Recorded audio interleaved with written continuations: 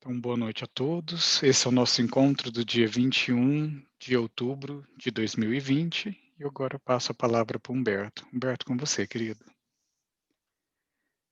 Olá, saudações a todos. Hoje nós vamos falar dos capítulos 2, 3 e 4 do problema do ser, do destino e da dor. Mas geralmente eu gosto de pequenas inversões que ajudem a gente a entender a lógica dos textos.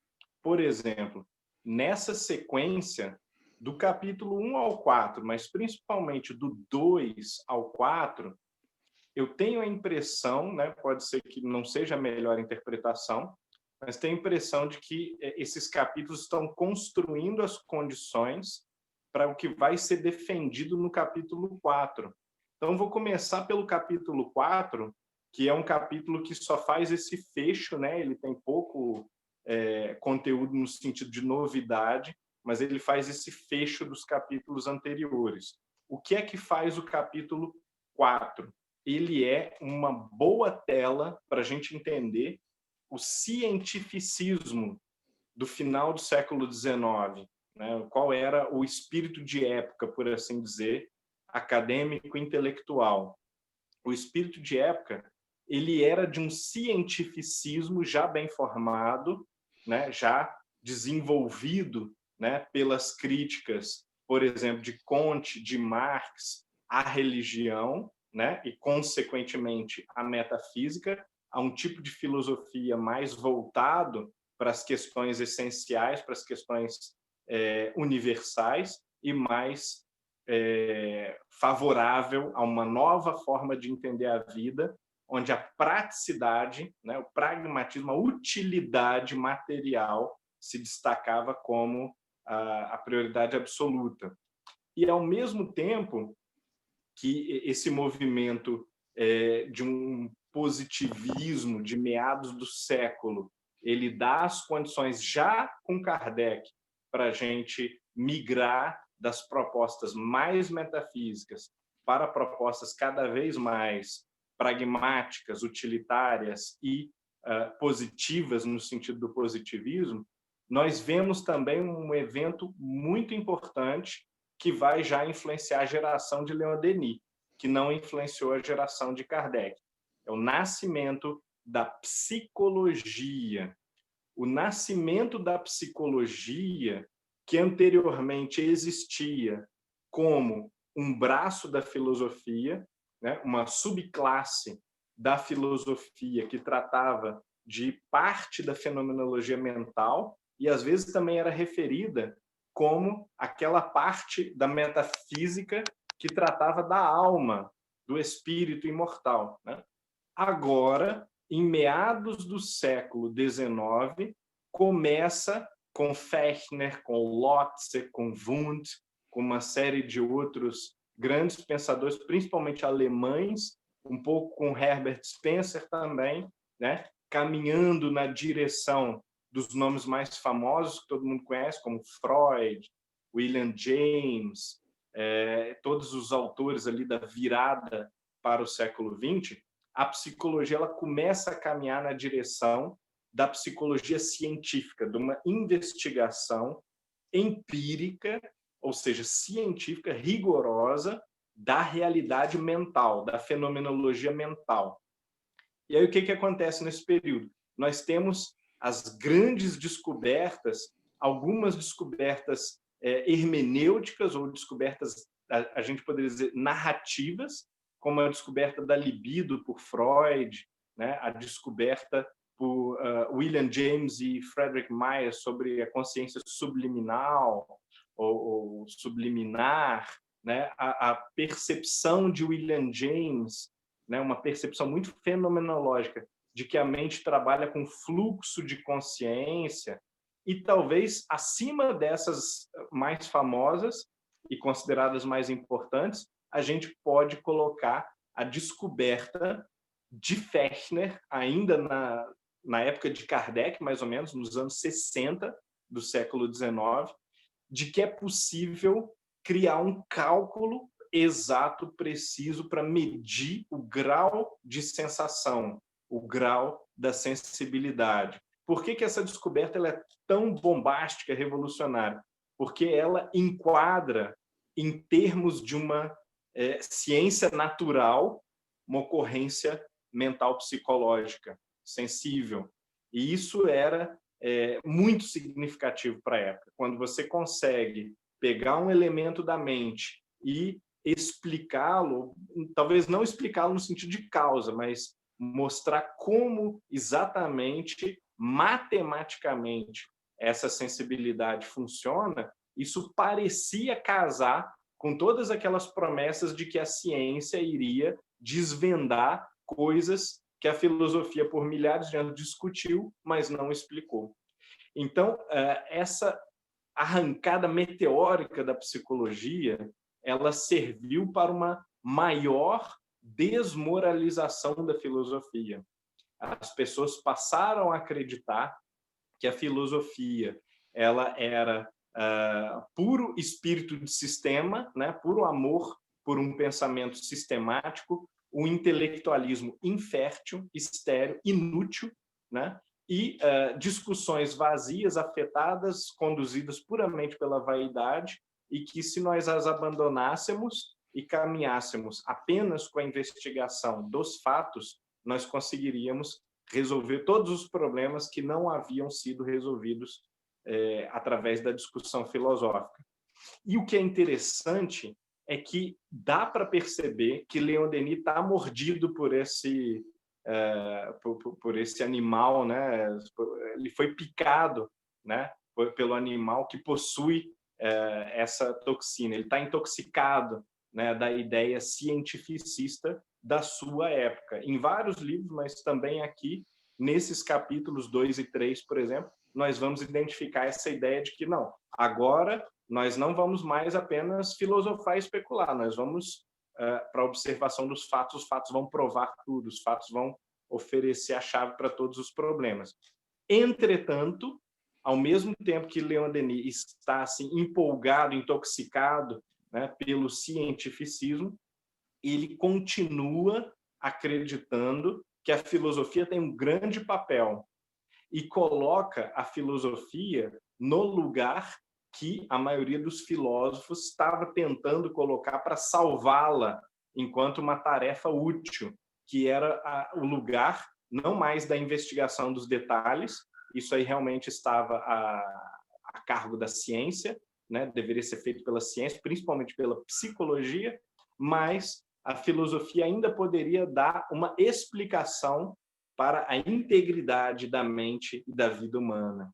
Porque a própria investigação científica ela tem natureza reducionista.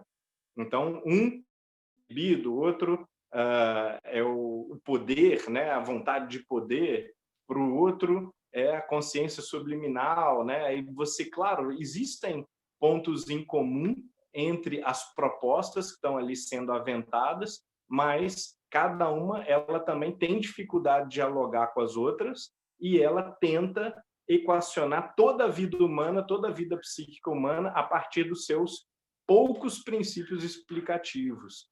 Então, isso é muito interessante, porque mostra também que a ciência, ao mesmo tempo que ofereceu muito mais em termos de explicação daquilo que anteriormente não se conhecia, não se entendia, porque era necessária a investigação empírica. Por outro lado, essa mesma tendência empírica da psicologia tornou a nossa capacidade de integrar a vida, né, como que paralisada, né, incapacitou a nossa capacidade metafísica propriamente, que é a de integrar a vida filosoficamente. E aí, Leon Denis vai perceber isso no capítulo 4 aqui que a gente está referindo. Ele vai dizer o quê? É preciso integração para a alma. A alma não pode ser vista como fenômeno isolado que domina todo o campo fenomênico, psicológico, como as propostas da sua época estão fazendo, na maioria das vezes, ou todas as vezes, né? Eu mesmo não saberia dizer, que caberia observar com mais cuidado, por exemplo, as consequências exatas da filosofia e da psicologia de William James, que é provavelmente a mais integrativa da época, né? Eu, particularmente, acredito que, a partir de Jung, a gente começa a ver uma proposta integrativa mais séria. Mas nessa geração de 1900, Jung ainda está fazendo as suas primeiras pesquisas com mediunidade e depois vai se tornando ao longo do tempo discípulo de Freud. Então ainda não tem uma proposta sua, né, e nem muito menos arrojada. Mas o William James que tem, ele encontrou uma solução migrando ou talvez incorporando grandes porções de filosofia dentro da sua psicologia, ou migrando mesmo da psicologia, quer dizer, do estudo dos fenômenos, para uma filosofia que pudesse oferecer essa integração. Entretanto, restaria por discutir se o William James consegue isso ou não, até que ponto ele consegue. Né? Me parece que a tarefa não está completa. Né? Morreu um pouco de repente também, com muito por fazer ainda. Mas, se nós descontarmos ele, a gente pode dizer com uma razoável segurança que a tendência da época, então, era essa compartimentação da alma humana, e o Leon Denis vai observar o seguinte: esta compartimentação ela favorece tremendamente as teses materialistas, que tentam submeter todos os fenômenos do pensamento, da sensação, da memória, da vontade humanas a um único fator explicativo. Porque em mecânica, né, nas ciências da natureza, como elas ainda eram entendidas no final do século XIX, explicava-se toda a árvore de subfenômenos a partir de alguns fenômenos fundamentais, como, por exemplo, as propriedades básicas da matéria ajudam a explicar todas as outras relações entre os elementos, entre os corpos. Então, o que se procurava muitas vezes nessa ciência nascente era isso, a pedra de toque, a pedra fundamental que fosse explicar tudo. E aí Leon Denis vai observar o seguinte: esta não será encontrada porque ela só pode ser justamente o próprio conceito de integralidade do espírito, o conceito de integridade e integralidade da mente, da alma humana. Conceito, nós tentamos fazer a redução de alguns elementos a outros elementos que não são propriamente causados uns pelos últimos, né? Então, eu acho que esse seria o sentido do capítulo 4. Mas, voltando aqui ao capítulo 2, qual é o critério da doutrina dos espíritos? A gente vai ver uma discussão um pouco na direção desse cientificismo, até certo ponto, e um pouco na direção de demandas filosóficas mais radicais, mais sérias, que, vez ou outra, Leon Denis levanta, né, e que dão o contraponto, ou que fazem contrapeso a essa proposta cientificista que está ali culturalmente dada, né, que está muito ligada, nesse contexto da investigação da alma, à psicologia nascente. Então, nesse capítulo 2, tem, por exemplo, uma frase aqui que é muito interessante. Os espíritos ensinavam a pré-existência, a sobrevivência, as vidas sucessivas da alma. Né? Quer dizer, aquilo foi o que foi ensinado a Kardec. Em outros trechos, aqui mesmo, e de outros livros, Leon Denis levanta uma questão muito interessante do porquê o espiritualismo inglês, e juntando aí o espiritualismo americano também, né, o espiritualismo de língua inglesa, não assumia o princípio da reencarnação. É uma questão importante para ele. Mas, com Kardec, esse princípio foi declarado pelos espíritos, mas não havia investigação empírica suficiente para sustentá-lo. Às vezes a gente tem essa pretensão, né, de que a prova da reencarnação estava em Kardec, quando, na verdade, nós temos em Kardec argumentos eminentemente filosóficos que vão justificar a teoria da reencarnação com base, por um lado, na justiça de Deus, por outro, na desigualdade das oportunidades, dos talentos e de felicidade no mundo. Então, a partir de questões morais e teológicas da justiça de Deus, por exemplo, nós vamos ver a proposta, né, kardeciana da teoria da reencarnação, mas factualmente sabia-se muito pouco sobre a questão. E aí Leon Denis vai enfatizar: eis que as experiências de Colavida, ou Marrata, né, do Coronel de Rochard, as minhas, etc., estabelecem que não somente a lembrança de particularidades da vida atual até a mais tenra infância, mas também lembranças de vidas anteriores estão gravadas nos recônditos da consciência. Um passado inteiro velado no estado de vigília, no estado normal, né, fora do estado alterado, que permite visualizar essas lembranças, né, que reaparece no estado de transe. Com efeito, essa rememoração pode ser reconstituída num certo número de pacientes adormecidos, como mais tarde o estabeleceremos quando especialmente tratarmos dessa questão. Vai falar mais disso à frente. Um outro ponto interessante, né, além dessa observação de que agora, em 1900, com a hipnose, Kardec não tinha, né, com certos estudos também desenvolvidos a partir ainda do magnetismo e das teorias sobre sonambulismo da época de Kardec, mas desenvolvidas nas décadas posteriores, agora era possível fazer o sujeito regredir em estado hipnótico até antes do momento do nascimento, e o sujeito apresentava, então, memórias, algumas vezes, de vidas passadas. Leon Denis, inclusive, declara: eu também fiz pesquisas nessa direção e eu observei esse tipo de coisa. Né? Num outro trecho, falando sobre Kardec, olha que interessante. Eu entendo que esse parágrafo ele quer dizer mais ou menos o seguinte: para ser um bom filósofo, Kardec precisava ser um bom pedagogo. Quer dizer, para que ele conseguisse efetivamente fazer a diferença cultural, pôr para frente, né, expor, colocar em evidência a sua teoria, ele também tinha que, de alguma maneira, filosofar de uma forma popular, ou escrever de uma forma popular, e que fosse simples, didática, que apelasse ao homem comum.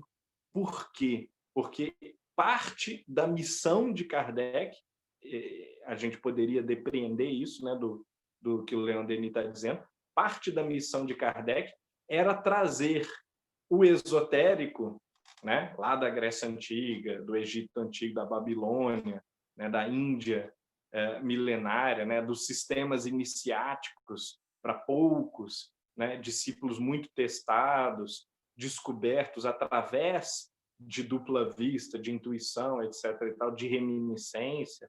Né? Agora, a missão de Kardec era trazer isso para o público geral, né? Que as pessoas, que o homem comum entendesse o que é que está em jogo nessa grande ciência da alma. Então, isso não é nunca demais a gente enfatizar, que a ideia não é criar uma ciência num sentido academicista ou intelectualista vicioso, que se torna um jargão para especialistas e para técnicos, mas uma ciência que diz para todas as pessoas, né, qual é o porquê da vida, que apresenta consolação através do entendimento. Essa seria a essência da filosofia espírita, a sua concretude, a sua praticidade.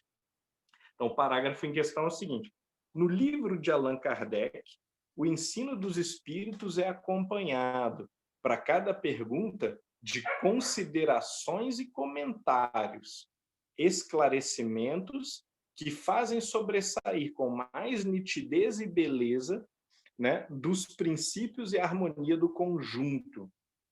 Aí é que se mostram as qualidades do autor. Esmerou-se ele, primeiro que tudo, em dar sentido claro e preciso às expressões que habitualmente emprega no seu raciocínio filosófico, né? Não criar uma filosofia sua, o sistema de Allan Kardec. Não era esse o objetivo, não foi isso que ele fez. O que ele fez foi criar manuais claros e precisos para que o máximo de pessoa possível, né, o máximo de pessoas possível pudesse compreender esses manuais e aplicá-los para a sua vida concreta, real, né? Depois, em definir bem os termos que podiam ser interpretados em sentido diferente. Ele sabia que a confusão que reina na maioria dos sistemas provém da falta de clareza das expressões usadas pelos autores. Então, para evitar essa falta de clareza, não quis ele inventar muitas palavras, mas usou palavras que dessem de maneira clara e transparente o sentido daquilo que estava sendo proposto. Né? Num outro trecho, a gente pode destacar uma característica muito comum de Leon Denis, que é a tranquilidade, a serenidade, né? Uma imperturbabilidade, né? Um caráter inabalável daquele que adquiriu convicção ou fé através do entendimento. Né? Uma fé escorada no entendimento das leis da vida, no entendimento de como a justiça divina funciona, do porquê das dores, dos sofrimentos, é um tipo de serenidade e um tipo de convicção de fé, né, que baseia essa serenidade, completamente diferente de uma promessa na qual você acredita por uma espécie de voto de confiança, né? Então, no Espiritismo, a multiplicidade das fontes de ensino e de difusão constitui um contraste permanente que frustra e torna estéreis todas as oposições e intrigas. Por sua própria natureza, a revelação dos Espíritos furta-se a todas as tentativas de monopólio ou falsificação. Olha como a gente se estressa, às vezes, com as ideias paranoicas, né, de intriga, as teorias da conspiração a respeito de uma perversão, de uma deturpação do movimento espírita, da doutrina espírita, quando, na verdade, tanto Kardec quanto Leon Denis, quanto os maiores pensadores que nós tivemos, sempre vão nos tranquilizar quanto a essa ameaça de um desvirtuamento, de uma deturpação, de uma fragmentação, tanto da doutrina quanto do movimento, porque, naturalmente, não cancelando o livre-arbítrio humano, há uma direção superior, né? Um amparo superior para esses processos mundanos. E, além disso, além da confiança na providência, que nós sabemos que é uma confiança razoável, racional, nós temos também um elemento muito importante aqui nessa tranquilidade, que é o fato de que as observações espíritas são universais e baseadas na experiência de milhares de médiuns. Não é de um, não é de dois, não é de um organismo, uma instituição, um livro, mas na observação geral. Então, aquilo que as pessoas, em massa, aos milhares, até aos milhões, observam na prática mediúnica, né? Na vida mesmo, na vida moral, na vida cotidiana, isso é base para julgar corretamente, adequadamente a doutrina. É isso que está sendo dito. É o caráter natural e universal da doutrina. Porque se não fosse ligada à natureza das coisas mesmas, e se não fossem essas coisas estabelecidas por leis universais, reguladas por leis universais, nós não poderíamos dizer que conhecemos verdades ou que conhecemos fatos e as próprias leis naturais. Isso seria um conjunto de opiniões. Então, enquanto as pessoas se explodem, né, brigam por conta de possíveis divergências de opinião aqui e ali, a verdadeira doutrina dos espíritos está assentada na generalidade, naturalidade, universalidade das observações que estão acessíveis a todos os seres humanos. Não são privilégio de instituições, de autores ou de médiuns. Muito bem.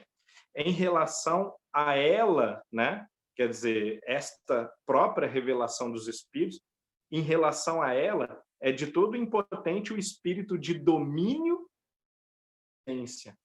Quer dizer, aqueles que quiserem se afastar para criar o seu culto, a sua seita alternativa, né? Essas pessoas elas se desmoralizarão sozinhas pela própria carência de relação com as leis fundamentais, com a observação geral, universal dos fatos. Né? Porque quando conseguissem extingui-la ou desnaturá-la, a doutrina, né? Num ponto, imediatamente ela reviveria em 100 pontos diversos. Olha a tranquilidade, a placidez com que Leon Denis lida, tanto com o autoritarismo de alguns, quanto com a dissidência de outros. Ora, aqueles que perverterem um princípio qualquer serão imediatamente, não é daqui a 50 anos ou 100 anos, imediatamente desmentidos pela observação que o bom senso faz diariamente dos fatos da vida humana. Bom, isso é muito pé no chão, né? É algo que a gente tem que aprender ainda. Como a gente, no nosso DNA espiritual, ainda está impressa a religião, né? Os dogmas, nós achamos que nós precisamos zelar como militantes, digamos assim, né? Como cruzados ou jihadistas em favor de uma pureza doutrinária, que muitas vezes não é a pureza de fato, a fidelidade doutrinária de fato. Porque fidelidade à doutrina dos espíritos e fidelidade a Kardec é justamente seguir o seu método, pensar como ele pensava, né? Seguir os seus passos. Né? Um outro trecho aqui muito interessante e que retorna à questão do espiritualismo de língua inglesa. O ensino mais completo e extenso dos espíritos, desde o princípio, nos centros latinos, foi, em sua origem, restringido e graduado em outras regiões por motivos de oportunidade. Essa é a opinião de Leon Denis. Não tem como a gente saber exatamente por que isso aconteceu. Pode ser que seja por isso. Pode verificar-se que em todos os dias aumenta na Inglaterra e na América o número de comunicações que afirmam o princípio das reencarnações sucessivas. Muitas delas fornecem até argumentos preciosos à discussão travadas pelos espiritualistas de diferentes escolas. Então, aquilo que não era verdade na época de Kardec, que gerou controvérsia na época de Kardec, já não era uma verdade absoluta para a geração de Denis. Alguns vão dizer, é por causa da teosofia. Em parte, é claro que sim. Por outro lado, o fenômeno existe. Então, quando a gente vai ver o maior pesquisador de reencarnação que já existiu, que é Ian Stevenson, né, psiquiatra americano, já nos anos 60, 70, 80, né, quando o Ian Stevenson vai começar a trabalhar e vai desenvolver todas as suas pesquisas em reencarnação, ele não está fazendo isso baseado em nenhuma doutrina, né? Não tem nenhum esoterismo, não tem nenhuma crença prévia sobre o assunto. Ele faz isso baseado na experiência de crianças que iam para o seu consultório, levados pelos pais, né? Os pais diziam, o menino está maluco, essa menina endoidou de vez, ela está falando que já estava casada, tinha 2 filhos, que morreu assim, assim, assado, descrevendo nos mínimos detalhes como é que morreu, aí fala que morava numa região da Guatemala, ou da França, ou do Japão. Então, assim, o próprio fato veio jogar sob o colo do Ian Stevenson, né? Que foi até agora o maior nome na pesquisa sobre reencarnação, que já existiu em toda a história do mundo, né? A realidade da sua existência, né? Caiu no seu colo através da própria concretude do fenômeno. E ele, a partir da observação da investigação, chegou a conclusões acertadíssimas, né? Fez um grande progresso, né, nessa direção. Então, hoje em dia nós temos pesquisas sobre reencarnação ligadas a todos os modelos espiritualistas que existem. Nós temos também, em todas as pesquisas de parapsicologia, temos a consideração aos fenômenos de reencarnação como fenômenos parapsicológicos ou fenômenos de alguma natureza espiritual que possam comprovar que a mente humana ou o espírito humano independe da matéria. Então, a ideia da reencarnação, se naquele momento de Kardec, por um período por volta de 40, 50 anos, né, até o começo ali do século XX, se esse princípio ele foi contestado, porque faltavam as evidências para justificar, né, a crença nele, né, hoje em dia nós podemos dizer que essa etapa já foi superada, né? A ideia da reencarnação só é rechaçada ou através de uma perspectiva religiosa dogmática ou através do materialismo também dogmático, né? Mas quem faz pesquisa em espiritualidade hoje praticamente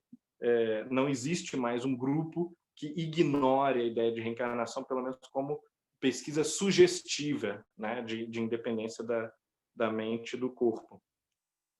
Outro trecho interessante aqui. Pergunta-se também como se pode distinguir na vasta massa de comunicações o que provém de entidades superiores e o que deve ser conservado. Pergunta clássica, né? O que é do espírito bom, o que é do espírito leviano, ignorante ou mau? Para essa pergunta só há uma resposta. Como distinguimos nós bons de maus livros, de autores falecidos, por exemplo? Você descobre um livro numa biblioteca, um livro perdido da história. Não sabe quem é o autor. Como é que você sabe se esse autor era bom ou ruim?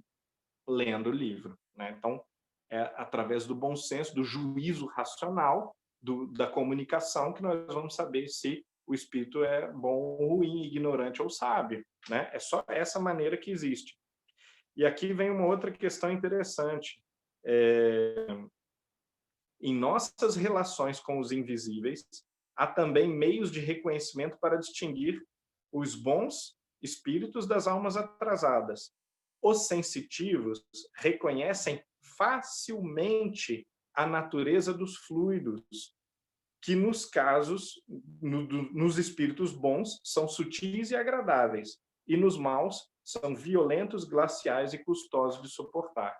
Então, quer dizer, os sensitivos, os médiuns educados, reconhecem facilmente, só pela natureza dos fluidos, o tipo de entidade que está ali se comunicando. Claro, em algumas circunstâncias, isso pode ser vago, né? Mas nós temos na nossa vida, né, percepções, momentos de oração, momentos de júbilo espiritual, né, de realizações na vida.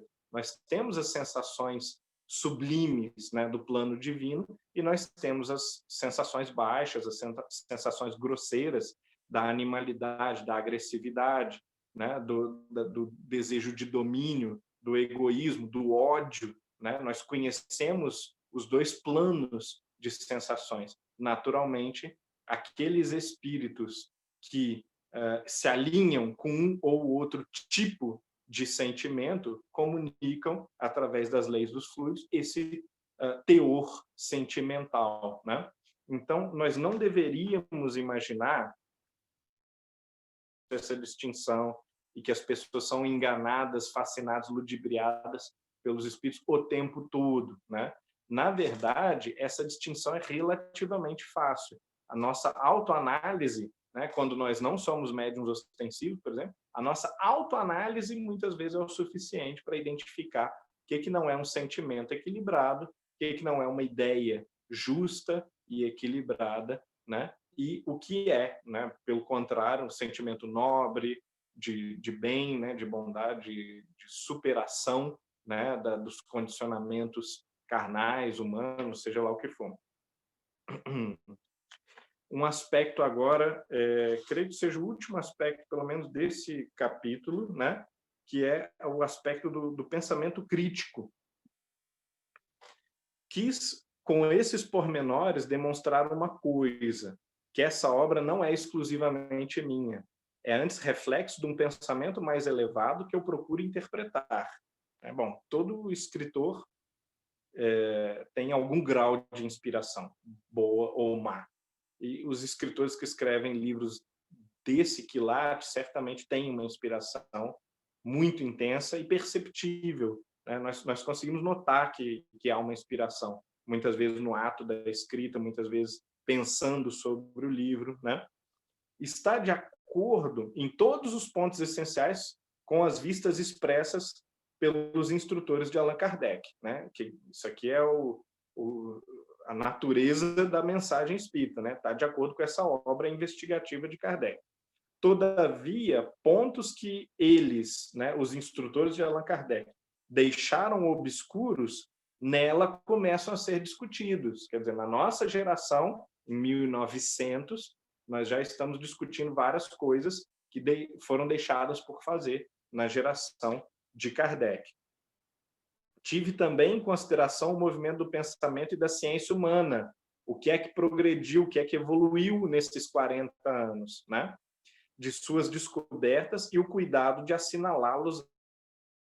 Em certos casos, acrescentei minhas próprias impressões pessoais e os meus comentários, porque no Espiritismo, olha só, nunca é demais dizê-lo, não há dogmas e cada um dos seus princípios pode e deve ser discutido, julgado, submetido ao exame da razão. Nada é dado, nada é estabelecido sem discussão, né? O Espiritismo, já o dissemos, não dogmatiza, não é uma seita, nem uma ortodoxia. É uma filosofia viva, patente a todos os espíritos livres e que progride por evolução, não faz imposições, propõe o que propõe, apoiando-se nos fatos da experiência e nas provas morais, né, convicções morais, né, de acordo com o bom senso. Não exclui nenhuma das outras crenças, mas se eleva a abraçá-las de uma fórmula mais vasta, com uma fórmula mais vasta, numa expressão mais elevada e extensa da verdade, né? O que o Espiritismo mais toma a peito, né, ou toma como essencial, é evitar as funestas consequências da ortodoxia. Olha que mensagem, viu, gente? Vejam se isso não é uma mensagem para uma humildade intelectual maior, para que nós estudemos, mas não tenhamos aquela atitude de bater o pé e insistir na defesa dogmática de pontos específicos.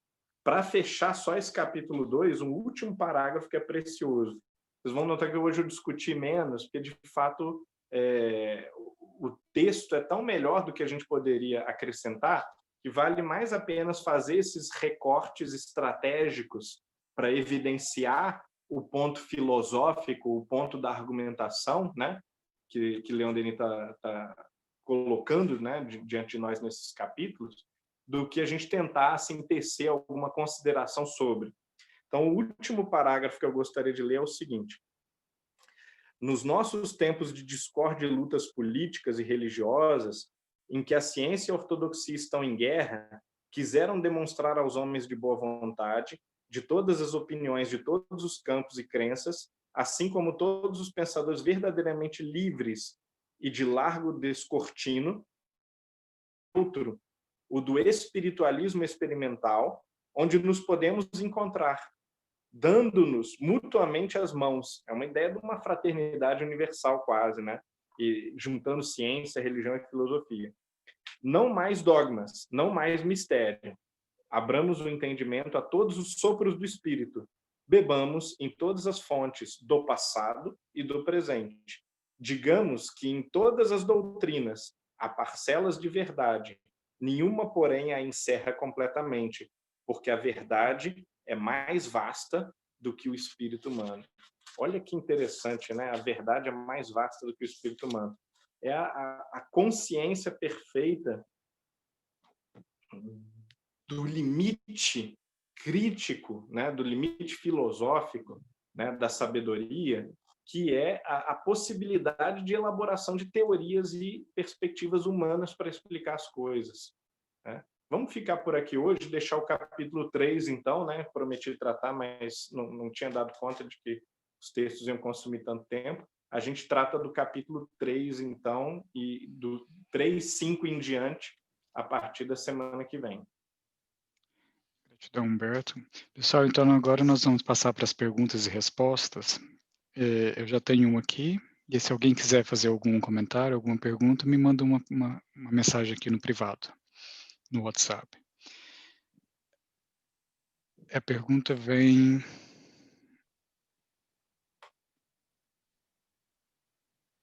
do Valdemar. Ele diz o seguinte: Kardec fala na questão 171 de O Livro dos Espíritos sobre o dogma da reencarnação. Teria ele usado a palavra dogma no sentido de a reencarnação ser lógica e moral, mas sem as comprovações de observações, como fez de forma empírica outros pesquisadores posteriormente? Sempre tive dúvida sobre essa palavra dogma no Livro dos Espíritos. Grande questão, Valdemar. Essa palavra sempre me incomodou muito, né? Por que Kardec faz um uso aparentemente infeliz, né, dessa palavra, quando ele poderia ter dito, por exemplo, a hipótese, a teoria da reencarnação? Né? Eu não saberia responder qual foi a intenção de Kardec ao fazer esse uso de palavras. Mas a gente pode imaginar, a gente pode especular um pouco. Será que não foi justamente para admitir e confessar que não havia evidência empírica, né? Quer dizer, fatos que comprovassem ou que pelo menos sugerissem mais fortemente a teoria da reencarnação? Isso seria uma possibilidade. Parece que não, que Kardec acreditava que os relatos de alguns espíritos que narravam a existência de vidas passadas e lembranças de vidas passadas, parece que Kardec já considerava isso suficiente como prova, como evidência. De fato, é um tipo de evidência, é uma evidência mais fraca do que uma evidência dessas que o Stevenson colheu, por exemplo, de crianças que relatam coisas que acontecem em outras cidades, né, desconhecidas, com pessoas desconhecidas, e aí você pega o carro, leva a criança lá na cidade e descobre que o endereço estava certo, o nome da esposa estava certo, a circunstância da morte estava certa, tinha um objeto que só aquela pessoa poderia, né, ter conhecido. Então, quer dizer, você junta um conjunto de evidências, digamos assim, do ponto de vista da epistemologia, né, da teoria do conhecimento, conjunto de evidências muito mais forte, né? Então, claro, há graus de qualidade dessa evidência. Uma coisa é um relato do espírito, olha, existe reencarnação, né? Kardec poderia ter acolhido isso ou não. Aí, claro, ele junta isso ao fato de que a reencarnação solucionava os grandes problemas da vida moral, né? E, inclusive, foi usada, quando foi usada filosoficamente, né, de Platão até Lessing, né, por Goethe, né, por uma série de outros pensadores, o princípio da reencarnação foi usado sempre como explicação moral, como explicação para a justiça de Deus, né, para uma lei natural, né, que mostra por que as pessoas são tão diferentes moralmente e intelectualmente, em termos de talentos, em termos de oportunidade na vida, de relacionamentos, etc, etc, etc.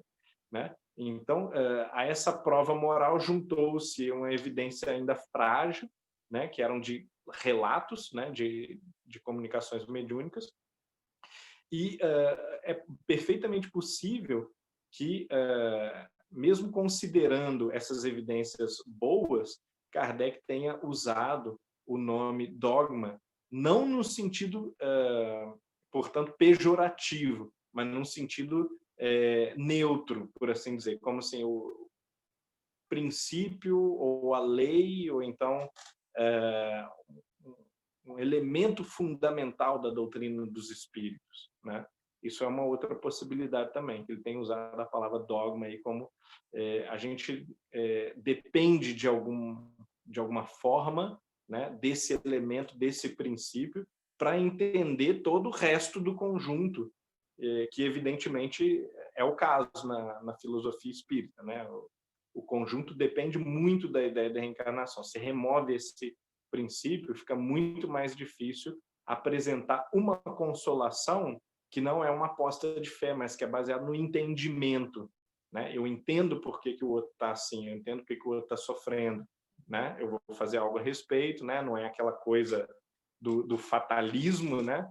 Mas eu consigo entender e por conseguir entender, eu consigo aceitar também, sem me rebelar contra Deus, sem ter raiva, sem ter assim uma rebeldia contra a lei divina, né?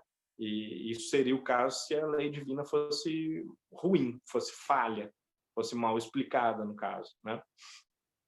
Agora, acho que uma resposta boa também seria, olha, a gente não tem como saber exatamente por que foi feita essa escolha de palavras.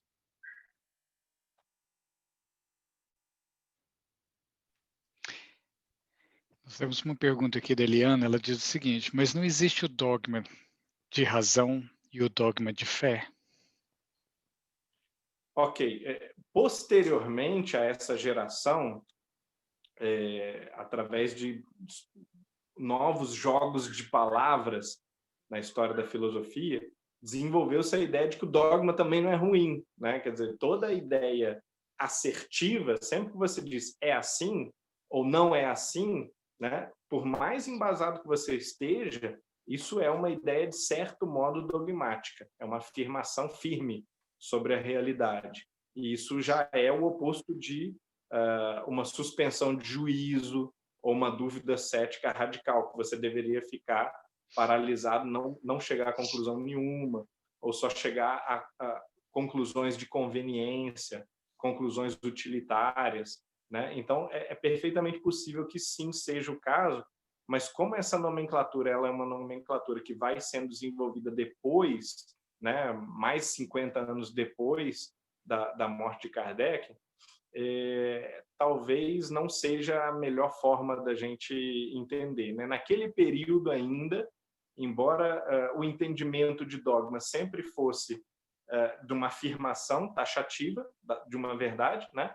Esse é o entendimento certo da palavra, não é necessariamente uma coisa ruim, mas naquele período, em meados do século XIX, depois do Iluminismo, depois de Kant, de tudo que aconteceu, né, no século XVIII e também no século XIX até aquele ponto, é muito mais provável que a ideia de dogma tivesse uma conotação ou negativa, né, ou uma conotação não exatamente de uma verdade de razão ou de uma coisa demonstrada e comprovada, e sim de um ponto não comprovado que você é obrigado a assumir, né? Quer dizer, eu preciso inserir isso aqui como um postulado, como uma pressuposição, né, para entender outras coisas.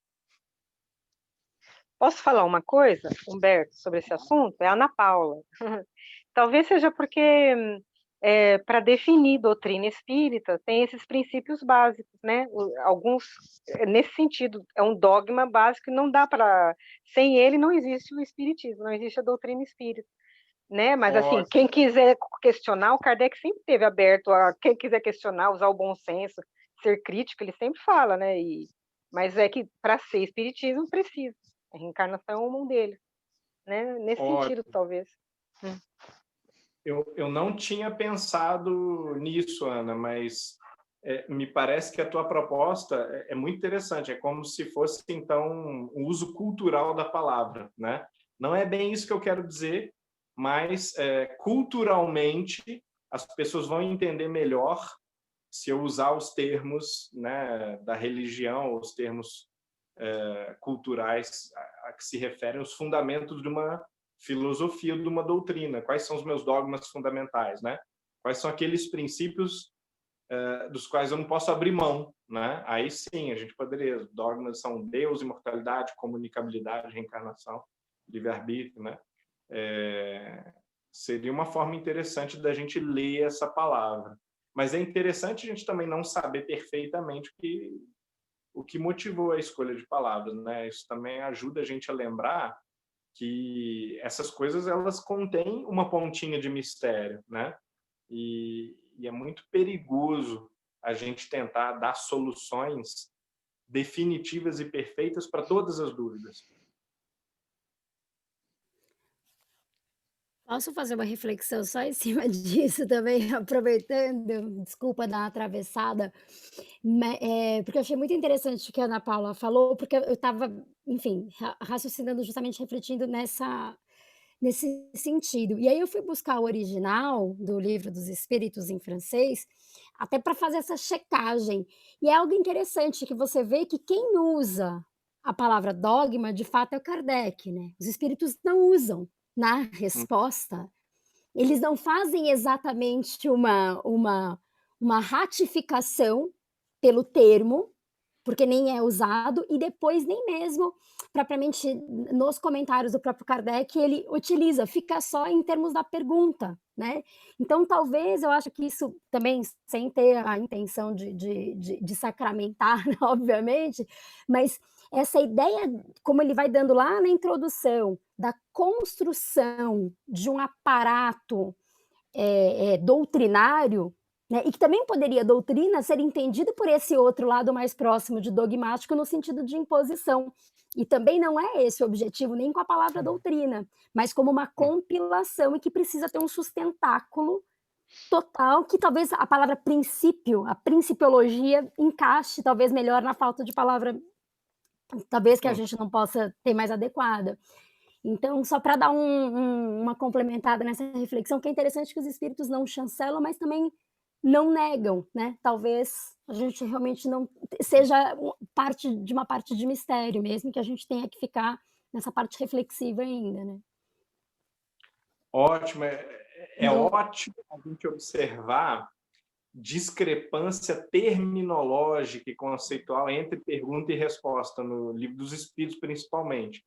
Isso aí é extremamente revelador, né? Uma outra coisa que eu acho assim, muito excitante e profundamente reveladora é a ordem lógica dos capítulos e dos tópicos dentro de todas as obras do Kardec. Cada capítulo foi pensado para estar exatamente antes e depois dos capítulos que estão antes e depois, né, que precede e antecede a ele, né? E cada tópico também ele está arranjado de uma forma a preparar ou a completar o ensino, né, respectivamente do que está para frente e do que está para trás, né? E quando você começa a enxergar isso, é difícil não enxergar, né? Você começa a ver assim, poxa, olha só, Kardec perguntou uma coisa, os espíritos não responderam o que ele estava querendo saber, responderam em outra direção. Ou seja, é como você pegar uma criança que está olhando para um lado errado, né, e fazendo uma pergunta, aí você, isso aí que você está vendo, olha para lá, né? E aí você enxerga, né? Quer dizer, você estava olhando o reflexo, aí você olha para lá e vê o farol do carro. Aí você entende, né? Então, muitas vezes, a resposta, ela opera essa leve torção do olhar do perguntador, né? Aquilo que a pessoa queria saber, ela não obtém exatamente, mas ela é convidada a olhar por outro ângulo essa questão. Enfim, é só realmente uma digressão sobre o que você falou, mas com certeza pode ser isso. Agora, também é interessante observar que, de fato, o uso da palavra não tem uma conotação pejorativa, né? Kardec não está, ele pode não estar dando uma conotação também epistemológica moderna, como Karl Popper, por exemplo, usa a palavra dogma no sentido razoavelmente positivo, tá? Mas também não parece ser uma conotação pejorativa, tipo assim, são os dogmas da catequese, você tem que engolir isso, né? Isso seria extremamente contraditório com todo o resto do que Kardec diz em todos os momentos. No Livro dos Espíritos, se a gente for na 222, tem lá uma fala de Kardec, no comentário do texto, que as perguntas, as pessoas duvidam se a reencarnação existe ou não. E aí ele coloca, se ela existe ou não, esse é o sentido, né? Mais ou menos. Não importa, porque ela realmente existe e você vai ter que sofrê-la. Quer dizer, nesse sentido, a palavra dogma é no sentido que você tem que aceitar, né, a reencarnação, porque ela existe. Então, todo mundo vai sofrer. E Deus não tem que pedir exatamente esse ser. Se Deus não devia pedir permissão e nem conselho a respeito da reencarnação. Então, poderia entender o dogma nesse sentido. porque ela realmente existe e todo mundo vai sofrer a reencarnação. Então, é um sentido de colocar, é uma verdade verdadeira.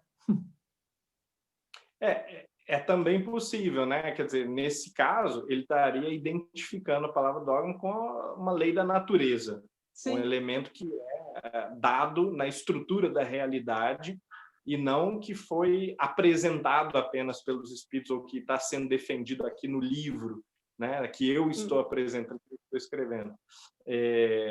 Mas também nesse sentido, a palavra ela estaria assim, ela estaria sendo usada de uma forma curiosa dentro da codificação, né? Porque cabe antes, né, oferecer os argumentos, as evidências que sustentam esse princípio, né, e não impô-lo, né? Mas, Sim. com certeza, no sentido moral, na medida que ele tinha convicção de que era um princípio dado, né, até porque, como eu disse, moralmente existe prova para a reencarnação. Antes de você ver ou saber qualquer notícia do mundo espiritual, tanto que Lessing apresenta na educação do gênero humano, apresenta uma demonstração, um argumento forte em favor da reencarnação puramente racional. Quer dizer, só pensando aqui comigo mesmo, eu chego à ideia de que isso seria justo. Isso faria jus à grandeza, à sabedoria e à justiça de Deus, né? Então, quer dizer, a ideia, ela também claramente independe da evidência empírica, né? Você pode não ter uma comprovação empírica, mas muito provavelmente Kardec e os espíritos que estavam discutindo com ele estavam bastante convencidos só por isso, né, de que a reencarnação é um fato.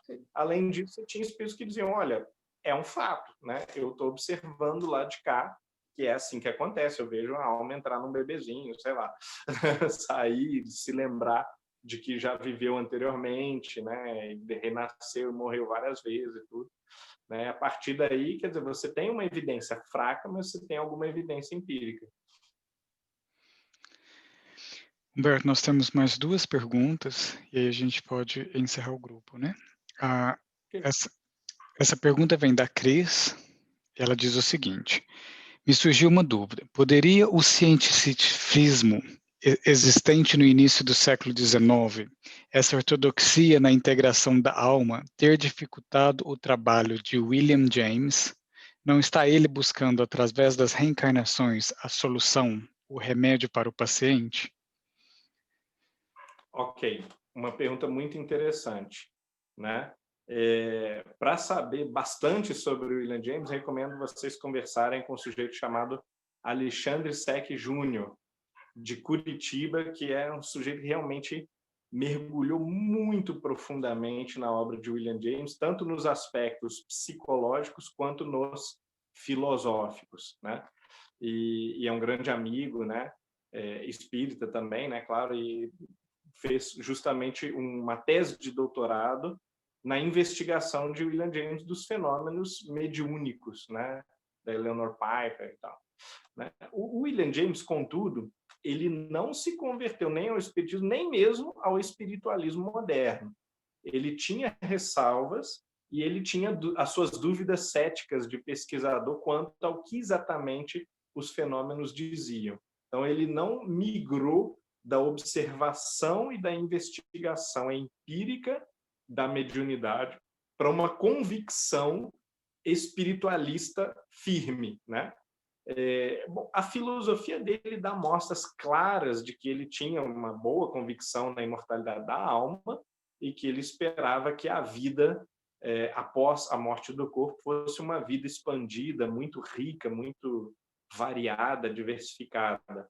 Mas, ao mesmo tempo, ele não gosta de especular sobre essas questões que não podem ser testadas no laboratório dele. Então, quer dizer, ele queria ter as coisas diante dos olhos e só a partir daí tirava conclusões. Então, muitas vezes, ele estava ali observando o fenômeno mediúnico e ele diz, bom, o que dá para concluir? A médium disse isso. Ela estava alterada, ela não tinha consciência, ela dizia que não era ela, que era outra pessoa, né? Mas o que eu vi não foi o que a médium disse, o que eu vi foi uma médium dizendo isso. Esse é o fato concreto, né? Então, quer dizer, era mais pé atrás. Em outros momentos, claro, vai observar que os fenômenos, eles levam à conclusão de que há algo ali além da mente da médium trabalhando, né? E há informação, elaborações mentais, construções mentais, estilo e tudo, que ultrapassam aquilo que é observável sobre a mente da médium. Mas já na geração de William James, Carl Gustav Jung também está fazendo pesquisa empírica psicológica sobre a mediunidade, né, uma série de outros, né, com variados graus de resultado, né, para suas teorias. Esses pesquisadores, né, esses grandes psicólogos, eles estão observando já uma coisa que nem Kardec observou suficientemente, nem o próprio Leon Denis, que é a participação de uma mente inconsciente ou de um campo da mente subliminal ou inconsciente que está ali o tempo todo atuando nesses fenômenos, né? E a partir daí gera-se a dúvida de até que ponto essas experiências sugerem de fato uma reencarnação, uma mediunidade, ou elas não sugerem, na verdade, coisas que a nossa mente inconscientemente pode elaborar por um motivo ou outro. Além disso, né, dessa ideia sobre a mente subliminal ou inconsciente, William James também não parecia muito concentrado na ideia de reencarnação. É muito provável que ele tenha ouvido a ideia do seu amigo Swami Vivekananda, né, um dos maiores intelectuais e também místicos indianos, a divulgar a meditação transcendental para o Ocidente, e é muito provável que ele tenha conhecido a ideia da própria tradição ocidental, mas não é uma ideia em que ele investe em nenhum texto, então a gente não tem como saber se ele tinha algum pensamento específico sobre isso, né? E Jung já aparentemente tinha, e aí a gente poderia fazer uma investigação mais concreta assim, sobre o que é que Jung efetivamente pensava sobre a ideia de reencarnação.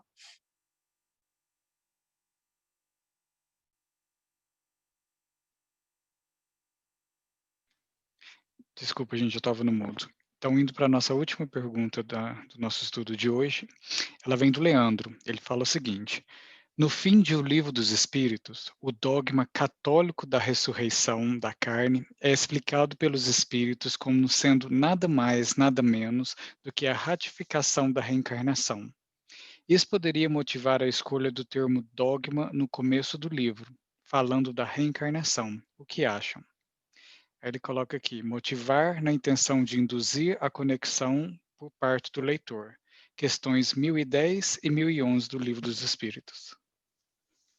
Ótimo. Aí, quer dizer, temos aqui uma outra linha interpretativa a respeito do porquê Kardec teria usado o termo.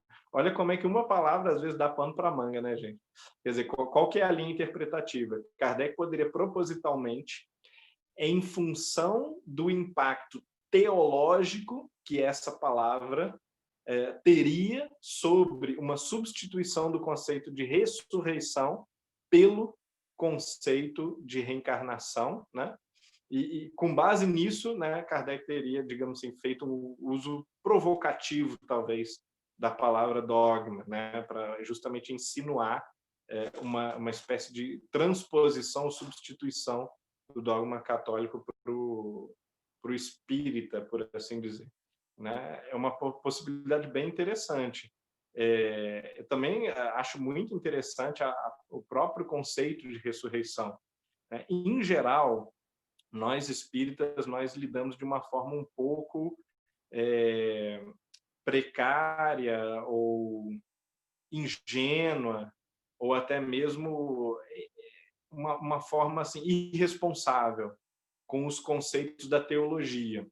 Então, por exemplo, quando a gente lida com o conceito de graça, de trindade, de ressurreição, de pecado, até de salvação, de bem-aventurança. Muitas vezes a gente simplifica o conceito para a sua versão popular, né? Para que ele seja idêntico à sua pior versão ou à sua versão mais popularizada. Quando eu digo popular, não no sentido vulgar mesmo do calçadão, eu estou dizendo, claro, na boca de muitos padres, de muitas pessoas cultas, você ainda pode ouvir esses conceitos, mas os melhores filósofos, né, da Igreja Católica ou das protestantes, né, os melhores pensadores, eles costumam ter conceitos, às vezes, muito mais profundos. Então, também a gente precisa ter muito cuidado ao fazermos suposições com base no pároco do nosso bairro que a gente conhece, com base em pessoas que a gente conhece na vida, porque essas podem não ser as concepções corretas e os conceitos corretos, né, do melhor que a tradição teológica e filosófica dessas igrejas ofereceu. Só um adendo que eu sei que não tem a ver com a pergunta, não, tá? Mas é uma coisa que também cabe a gente pensar mais. Ok, gratidão, Humberto. Antes para a gente ir para este encerramento, você tem alguma consideração final, fazer o grupo? Não, estou bastante satisfeito, né? A Leon Denis está sendo bem empolgante, né? Então, tá bom. Então, hoje nós vamos lá para a França e convidar a nossa amiga Ana Paula para fazer a nossa prece de encerramento. Boa noite a todos. Realmente é muito bom ouvir você falando de Leon Denis e reler esse livro aí.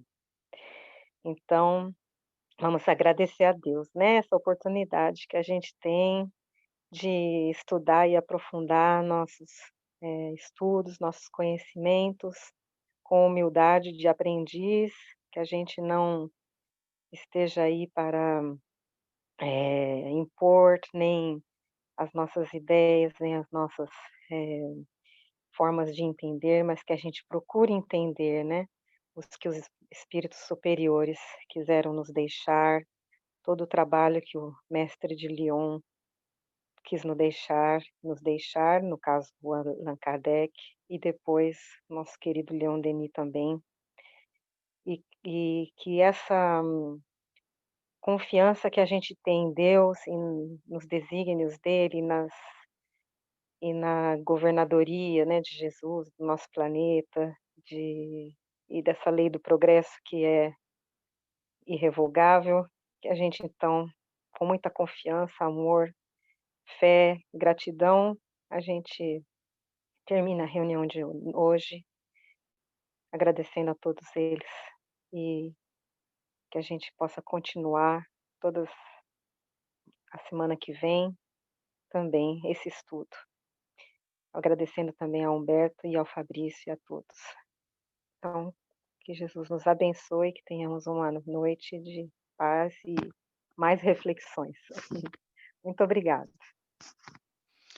Amém. Gratidão, Ana Paula. Pessoal, então, boa noite. Humberto. Boa noite, gente. Com Deus. Boa noite, gente. Fiquem com Deus. Tchau, tchau. Até semana que vem. Fiquem com Deus. Tchau, tchau. Boa noite. Até a próxima.